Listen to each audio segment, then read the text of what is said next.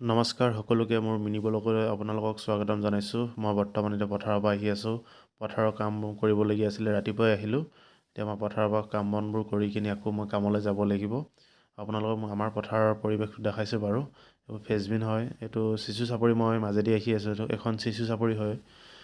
ইয়াতে ধুনীয়াকৈ সৰিয়হ খেতি কৰি আছে বাৰু মানুহবোৰে। বৰ্তমান আমাৰ এতিয়া মাটিমাহ তোলা হৈ আছে বাৰু, মানুহ লগাই আছোঁ। আৰু লাগিব 10-15 দিন লাগিব মাটিমাহ উঠাবলৈ। এইটো চিচু চাপৰি হয়, চিচু চাপৰি প্লেচটো আপোনালোকক দেখাইছোঁ।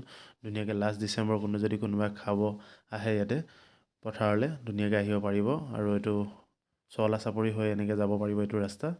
ধুনীয়াকৈ সৰিয়হ খেতি কৰি আছে দাদা দুজনে। এইফালে ৰঙালাও খেতি আছে এইফালে।